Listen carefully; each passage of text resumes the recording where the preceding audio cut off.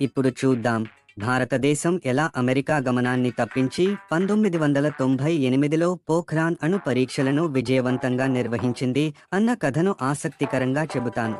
1998లో భారతదేశం ప్రపంచాన్ని ఆశ్చర్యపరిచిన అణు పరీక్షలు చేసింది.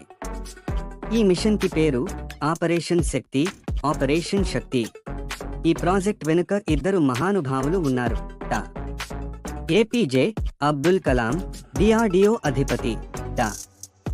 రాజగోపాల చిదంబరం, అణుశక్తి కమిషన్ చైర్మన్. అయినా కూడా భారత శాస్త్రవేత్తలు అద్భుతమైన రహస్య వ్యూహం వేశారు. రాత్రి వేళల్లో మాత్రమే పనిచేసేవారు.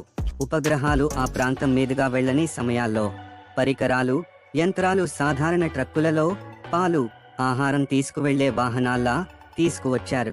శాస్త్రవేత్తలు కూడా సైనికుల వేషంలో పనిచేశారు. ఎవరూ గుర్తించకుండా రహస్య భూగర్భ గదుల్లో పరికరాలు అమర్చారు. ఇసుకపై ఎలాంటి గుర్తులు కనిపించకుండా చూసుకున్నారు.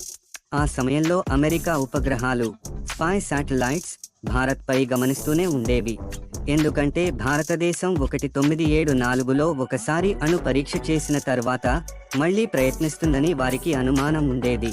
అమెరికా ఉపగ్రహాలు ప్రతిరోజు పోఖ్రాన్ ప్రాంతాన్ని చిత్రీకరించేవి కాబట్టి ఏ చిన్న కదలిక జరిగినా గుర్తించగలిగేవి. 1998 మే 11న మొదటి 3 అణు పరీక్షలు విజయవంతమయ్యాయి. మే 13న మరో 2 పరీక్షలు చేశారు. మొత్తం 5 అణు పరీక్షలు పూర్తయ్యాక మాత్రమే ప్రపంచం తెలుసుకుంది భారతదేశం అణు శక్తి గల దేశమైందని. ప్రపంచ దేశాలు ఆశ్చర్యపోయాయి. భారత సాంకేతిక శక్తిని అందరూ గౌరవించారు. ఈ మిషన్ భారత శాస్త్రవేత్తల తెలివితేటలు, కష్టపడి పనిచేసే నైపుణ్యానికి నిదర్శనం అయ్యింది. కలాం గారి మాటలు: భయం మన శక్తిని తగ్గిస్తుంది, కానీ విశ్వాసం మన దేశాన్ని ముందుకు తీసుకెళ్తుంది.